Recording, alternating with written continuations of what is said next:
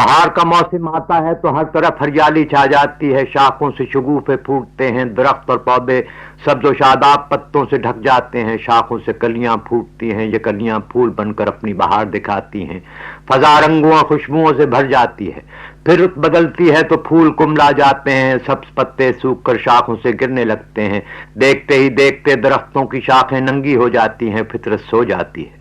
سردی، گرمی، پتجھڑ، بہار، موسموں کا یہ سفر ہمیشہ جاری رہتا ہے۔ انسانی زندگی بھی ایک سفر ہے، مسلسل سفر، لیکن موسموں کا سفر ایک دائرے کا سفر ہے اور انسانی زندگی کا سفر ارتقاء کا سفر ہے۔ انسانیت ہمیشہ آگے کی طرف گامزن رہتی ہے، جس معاشرتی، اقتصادی اور فکری منزل سے ایک دفعہ آگے بڑھ گئی پھر اس کی طرف کبھی نہیں لوٹتی۔ ایک زمانہ وہ تھا جب نوع انسانی قبائلی طرز معاشرت سے ترقی کر کے جاگیرداری نظام معاشرت میں داخل ہوئی تھی۔ اس وقت یہ نظام تہذیب و ترقی کی علامت تھا۔ پھر سائنس نے ترقی کی، مشینیں ایجاد ہوئیں اور جاگیرداری نظام فرسودہ ہو گیا، اس کی جگہ سرمایہ دارانہ نظام معیشت نے لے لی، پیداوار میں اضافہ ہوا، دولت کی فراوانی ہوئی اور مغرب کے سرمایہ دارانہ نظام نے ایک طویل عرصے تک تمام دنیا پر اپنا تسلط جمائے رکھا۔ لیکن 20ویں صدی میں اس نظام کے اندرونی تضادات نمایاں ہونے لگے اور ان ضدوں کا تصادم اتنی شدت اختیار کر گیا کہ اس نظام کی تباہی ناگزیر ہو گئی۔ اس تاریخی حقیقت کی آگہی علامہ اقبال کی فکر کا ایک بڑا وصف ہے۔ انہوں نے بار بار نسل انسانی کو بالعموم اور عالم افرنگ کو بالخصوص سرمایہ دارانہ معاشرت اور تہذیب کی آنے والی تباہی سے متنبع کیا ہے۔ خبر ملی ہے خدایان بحر و بر سے مجھے، فرنگ راہ گزرے سیل بے پناہ میں ہے۔ یہ سیل بے پناہ نوع انسانی کا اجتماعی جذبہ حریت ہے، عام انسانوں کی اپنے حقوق کی آگہی ہے، انسانی ضمیر کی معاشی استحصال کے خلاف بغاوت ہے، ایک ہمہ گیر اخوت اور تمام انسانوں کی مساوات کی آرزو ہے۔ نسل انسانی اپنے ارتقائی سفر میں اس مقام پر آ گئی ہے جہاں کوئی اونچ نیچ، رنگ و نسل کا کوئی امتیاز، کوئی معاشی ناہمواری، کوئی معاشرتی عدم توازن برداشت نہیں کیا جا سکتا۔ کل کی دنیا تمام انسانوں کی برابری کی دنیا ہے، اخوت و مساوات کی دنیا ہے۔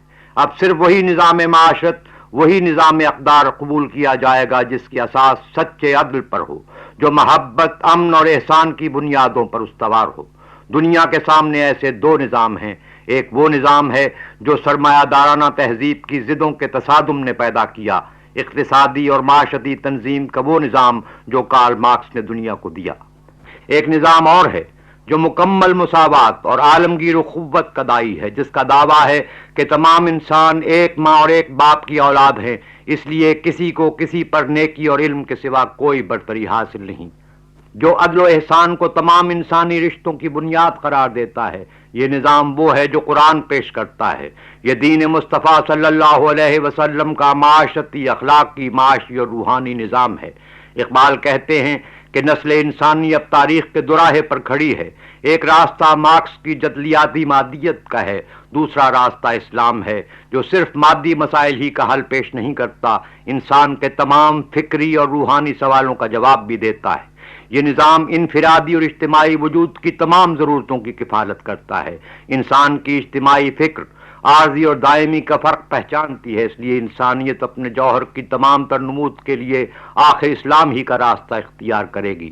لیکن یہ اسلام ملت کو فرقوں میں بانٹنے والوں کا، فقہی قیل و قال کو اصل دین سمجھنے والوں کا، اصل کی جگہ فروعات میں الجھانے والوں کا اسلام نہیں۔